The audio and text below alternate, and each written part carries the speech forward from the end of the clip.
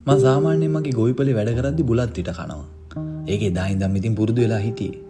සමහර දවස්වල රැට දත් මදින්නෙත් නැතුවම නිදා ගන්නවා. ඔය පොඩි ඇඟට අමාරුකම් ආවත් මං මගේ ශරීර සෞඛ්‍ය පරීක්ෂා කරගන්න සුවදෙවි සායනටවත් ගියේ නැහැ. ටික කාලයක් යද්දි මට දැනුණා කට ඇතුලේ මොකද්ද වෙනසක් තේරෙනවා. ඒ කියන්නේ ඔය පොඩි වේදනාවක් වගේ ඉන්න පටන් ගත්තා. එක දවසක් ඔය මිඩ්වයිෆ් නෝනාත් කිව්වා සායනයට ගිහිල්ලා පරීක්ෂා කරොත් නරකද කියලා.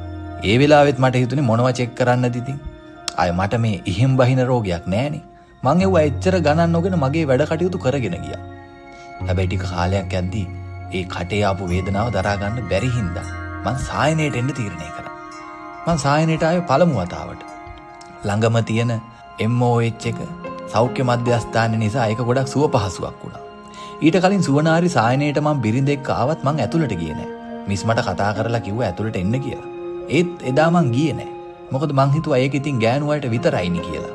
මං මේ කටේ වේදනාව හින්දා දොස්තර මහත්තයා ගාවට ඇවිල්ලා ඒක පරීක්ෂා කරන වෙලාවෙත් ඔක්කොම අමාරුකම් කියන්න හිතුන්නේ නෑ.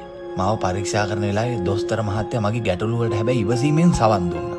සෞඛ්‍ය පරීක්ෂණ වලට සම්බන්ධ වෙන එකේ වැදගත්කම එදා තමයි මං හොඳටම ඉගෙන ගත්තේ. දොස්තර මහත්තයා මට කිව්වා මට තියෙන්නේ මුඛ පිළිකාවක් කියලා.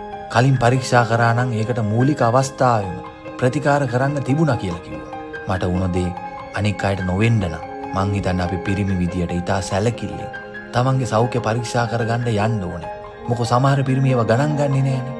හැබැයි මං පරක්කු වැඩි ඒ වෙනකොට නොමිලේ සේවාව ලැබෙන ළඟම තියෙන සෞඛ්‍ය මධ්‍යස්ථානයට යන්නේකේ වැදගත්කමත් එදා තමයි මට තේරුම් ගියේ. මං හැබැයි එදා ගමට ඇවිල්ලා ගොඩක් කනගාටු වුණා. මං ඇයි කලින්ම ගිහිල්ලා මගේ සෞඛ්‍ය පරීක්ෂා කරගත්තේ නැත්තේ කියලා. හැබැයි ඒ වගේම මං මගේ මිතුරු කණ්ඩායමට, මගේ ගමේ අනිත් පිරිමි කණ්ඩායමට, මගේ නෑදෑයොන්ට සෞඛ්‍ය රැකවරණ සේවා ලබා ගන්න එකේ වැදගත්කම පෙන්වලා දුන්නා. ඇත්තටම කිව්වොත් මං ආදර්ශ සැපෙව්වා. මම වගේ අනිත් අයගේ සෞඛ්‍ය සහ යහපැවැත්ම වෙනුවෙන් පෙනී හිටින්නෙක් බවට මටපත් වෙන්න ඕන වුණා. ගොඩක් පිරිමි විවිධ කාරණා හින්දා තමන්ගේ නිරෝගීකම බලන්නේ නැතුව වැඩ කටයුතු කරගෙන යනවා.